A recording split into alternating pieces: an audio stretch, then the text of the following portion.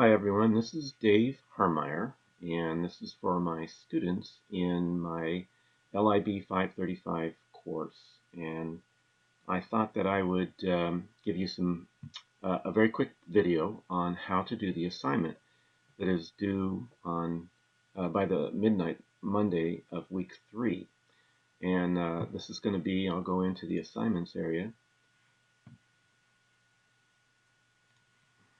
This is going to be the 3 journal article summaries. Okay, as many of you perhaps know already, that's requiring you to get use two online databases from APU within the last 24 months, and to use 2 different journals.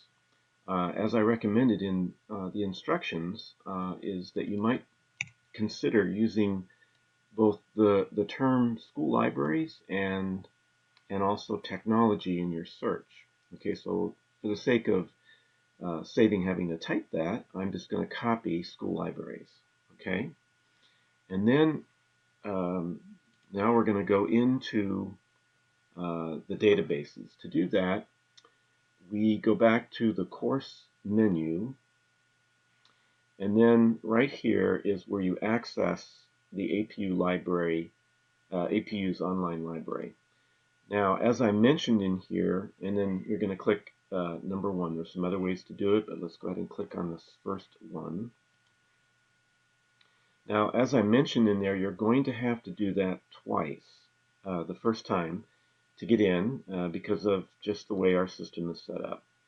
So I'm now doing it a second time, and voila, we are in our APU library website, the first page, and we are authenticated. Or if we're not, we'll find out soon. Okay, as you perhaps recall in the assignment, one of the databases I recommended was Academic Search Premier. And so let's do that. I'm going into all databases right here in the bottom right. And I'm scrolling down in the A's until I get to Academic Search Premier, and I'm clicking on that. And then I've already copied in my, what do you call it, the background board for that school library. So I'm going to plug that in there, and then I'm also going to put in the word technology. As you type, you'll see you get other words down below here that let you know that these words are used in the database. And so I'm just, instead of having to type the whole thing, I'm just going to put it in. And right away, it goes ahead and makes, actually this is misspelled as you can see, so let's spell it correctly. So we're going to use technology.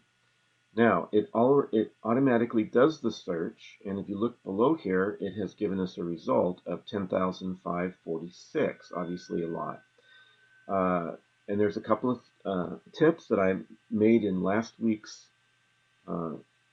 lecture to limit the number of items that you're going to be looking at. Right now, we are doing what would be referred to as a keyword search because we're using select a field optional. That means it's looking for these words in every field in every record, not the full text, but in the field, such as title field, of course, abstract, and also the subject field. To get fewer records, one of the techniques you can do is put quotation marks around a term of 2 words or more, and this makes it a phrase. Okay, so let's redo our search with that.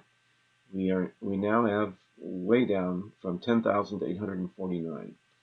So no longer are we seeing those 2 words anywhere within the document, but they are to be together as the term school libraries, and not just the word school and the word libraries anywhere within each of the records that came up.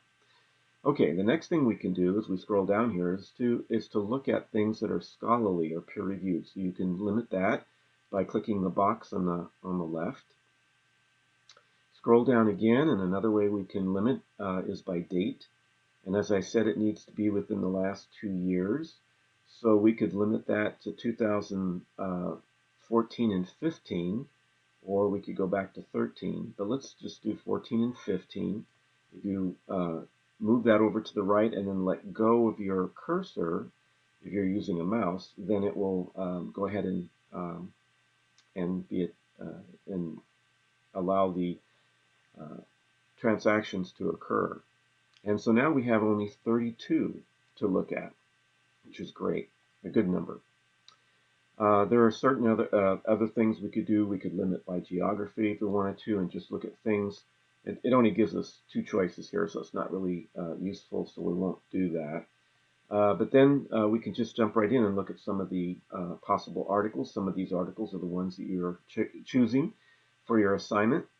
Also, just be aware that these are being sorted by a particular way, and that is by relevance. And we know that because of the relevance link that's right here, that if we click on it, we can change that relevance to date newest. That would be the other choice if we wanted it. Basically, relevance means that there's an algorithm or a computer program that goes on behind the scenes that tries to put the most useful record, in this case School Libraries and Innovation, as the first choice versus any of the other 32, based on all the things that we have added to our search so far, such as school libraries, technology, and then in this box over on the left, if you forget what you've done, this kind of summarizes what has been done so far, as I mentioned those terms, and then these limiters that we just committed ourselves to for this particular results: scholarly peer-reviewed articles and the date published. Okay, so now that you have 32 items and you kind of know what to look at, this is a brief record on the screen. We know that this is full text because of the PDF here, which is a digital copy of the original print, and then the HTML, which is just the text, but also hot links that are in the text. So anyways, perhaps you all know that already.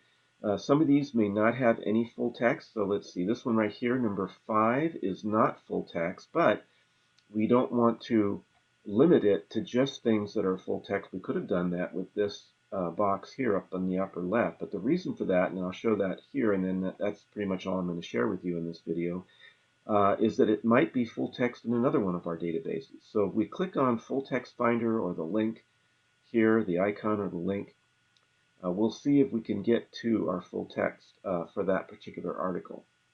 And it may take a little while. Okay,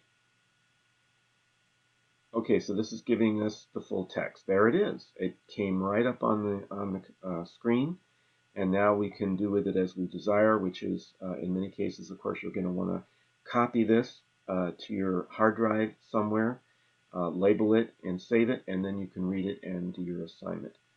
And I believe that's all that I wanted to share with you. If you have any other questions, please feel free to email me back at dharmeyer@apu.edu. Have a nice, wonderful day.